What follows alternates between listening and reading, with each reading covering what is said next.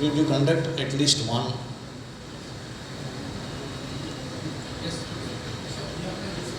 Okay. Can you please do one in a month? Every month I want one program.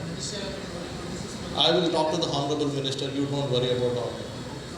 I want every month one entrepreneurship awareness program in my constituency. I will get the permission from the Honorable Minister in government. Then you are saying entrepreneurship and skill development program, each program is 6 weeks or vara. In the last 1 year, how many programs you have conducted? Entrepreneurship and skill development program? Only one, not sufficient.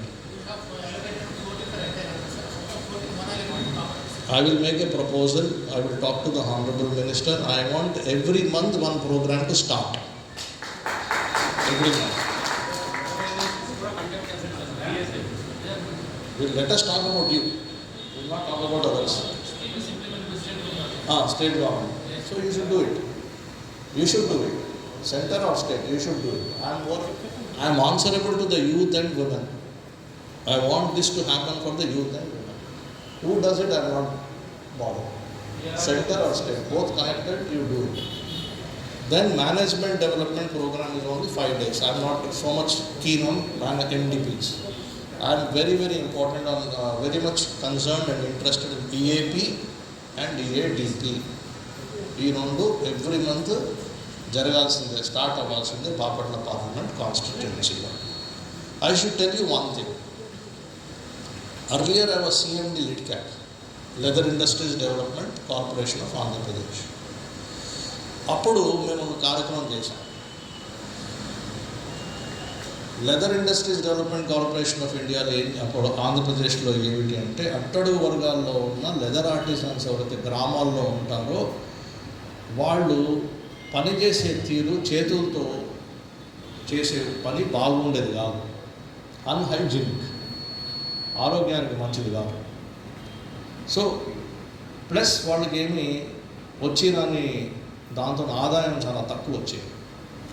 So అప్పుడు నేనేం చేశానంటే వాళ్ళని skilling చేయించాను. First skilling central leather research institute of India చెన్నైకి పంపించి గ్రామాల నుంచి తీసుకుని వెళ్ళి అన్నీ ఫ్రీగా చేసి స్టైఫండ్ ఇచ్చి బోర్డింగ్, లాడ్జింగ్, ఫ్రీ ట్రైనింగ్ ఇచ్చి వర్కింగ్ క్యాపిటల్ కూడా ఇచ్చి వాళ్ళతోనే మళ్ళీ ఇండస్ట్రీ పెట్టడానికి 35,000 లిడ్క్యాప్ బంకులు ఉంటాయి, మీరు చూసుంటారు రోడ్ సైడ్. మొత్తం రాష్ట్రంలో అప్పుడు ఉమ్మడి ఆంధ్రప్రదేశ్ రాష్ట్రంలో 35,000 మందికి బంకులు ఇచ్చాము. అదే కాకుండా లెదర్ ఇండస్ట్రీ కూడా ఫ్లరిష్ అవ్వడానికి, పెరగడానికి మన ఆంధ్రప్రదేశ్ రాష్ట్రంలో 5,000 ఎకరాల భూమి నేను సేకరించి లిడ్క్యాప్కి ఇచ్చాను. సో ఆ లెదర్ ఇండస్ట్రీ, ముఖ్యంగా ఆ లెదర్ ఇండస్ట్రీ మీద బతుకుతున్న ఒక కమ్యూనిటీ, ముఖ్యంగా మాదిగ కమ్యూనిటీ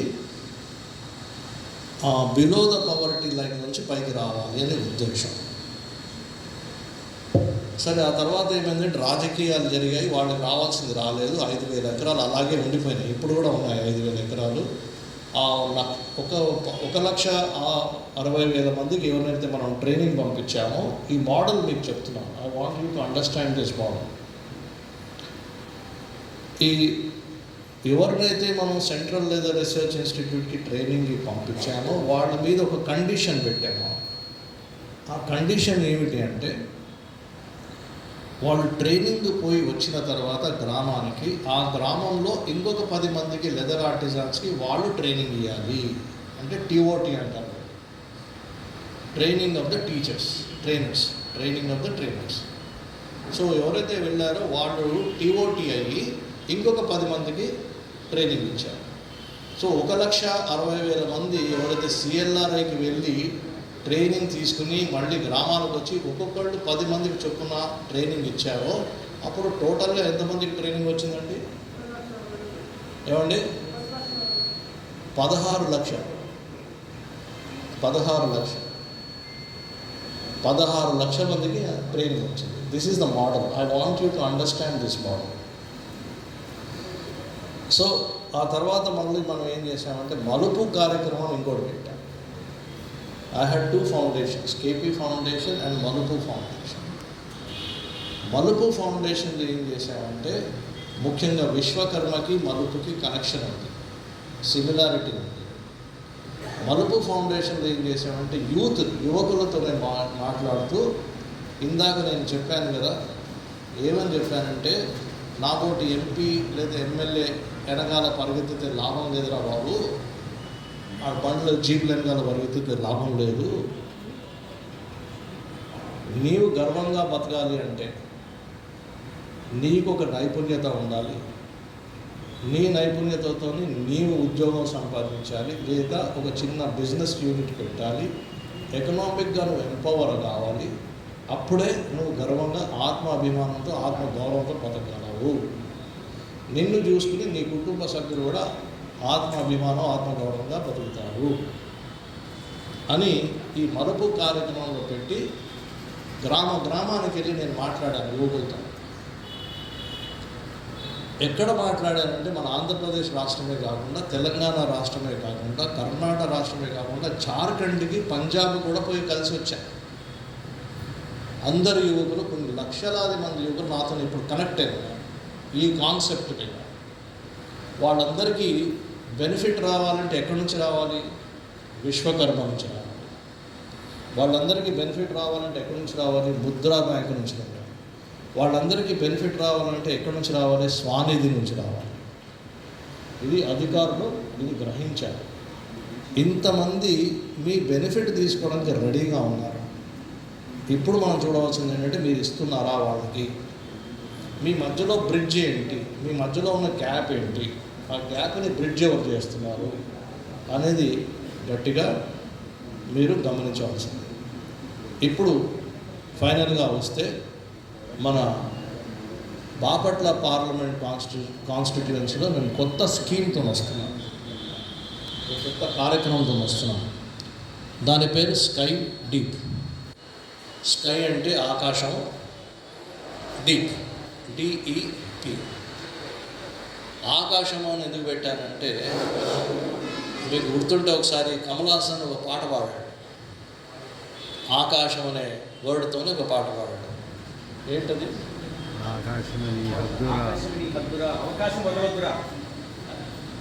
అది ఆకాశమే నీ హద్దురా, అవకాశం వదలొద్దురా. అది చాలా బాగా మంచి రాగంతో పాడాడు. ఇప్పుడు అవకాశం ఉంది. విశ్వకర్మ, స్వానిధి, ముద్రా బ్యాంక్, ఇది అవకాశం. స్కై ఎందుకన్నాను? స్కై ఏంటంటే ఆ అవకాశం ఉంది, కానీ అవకాశం నువ్వు అందుకోవాలంటే మరి నీ దగ్గర నైపుణ్యత ఉండాలి, స్కిల్ ఉండాలి. ఆ స్కిల్ ఉంటే స్కై ఈజ్ ద లిమిట్, ఆకాశమే హద్దు. స్కిల్ ఉంటే, స్కిల్ లేదనుకో నువ్వు ఎవడు లెక్కలేడు నేను. సో స్కిల్ను ఫస్ట్ నువ్వు సంపాదించు. Skill development, sky deep and entrepreneurship programme. అంటే స్కిల్ ఉంటే, స్కిల్ డెవలప్మెంట్ ఉంటే ఎంప్లాయ్మెంట్ అండ్ ఆంటర్‌ప్రెన్యూర్‌షిప్ ప్రోగ్రామ్ అని స్కై డీప్ అనే కార్యక్రమం ఇప్పుడు నేను పెట్టబోతున్నాను. ఇప్పుడు మీరు అలసిపోయారు కాబట్టి 2 నిమిషాలు మీరు పడుకోవచ్చు. ఇప్పుడు వీళ్ళతో మాట్లాడాలి నేను. ఏంటి నేను వీళ్ళతో మాట్లాడేదంటే, ఈ స్కై డీప్ కార్యక్రమం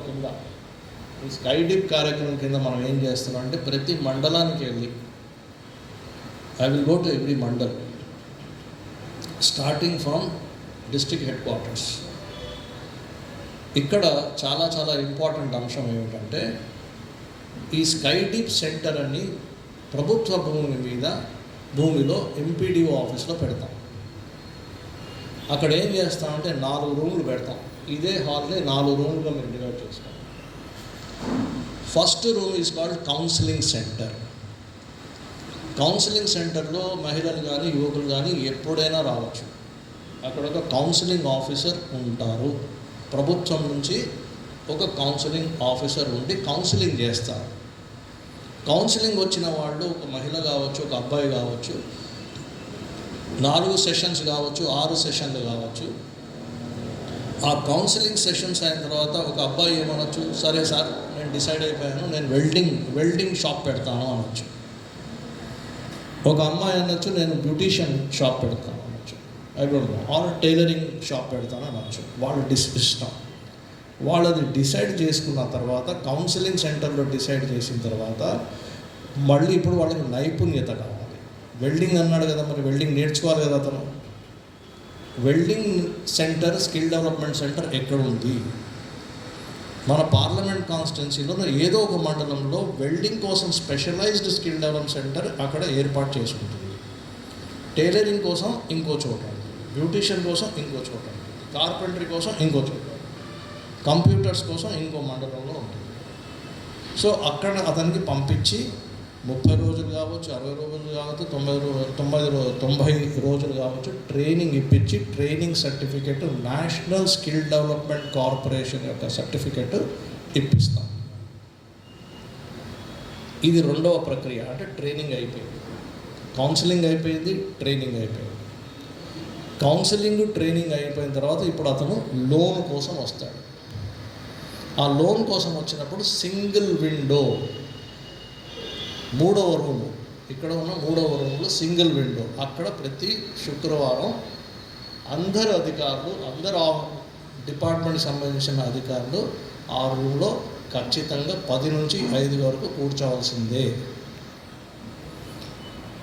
ఈ మహిళ ఎవరైతే నేర్చుకుందో, కౌన్సిలింగ్ అయింది, స్కిల్లింగ్ అయింది, ఇప్పుడు లోన్ కావాలి, ఆ రూమ్కి వచ్చి ఇదిగో అయ్యా నా కౌన్సిలింగ్ సర్టిఫికెట్ ఇది,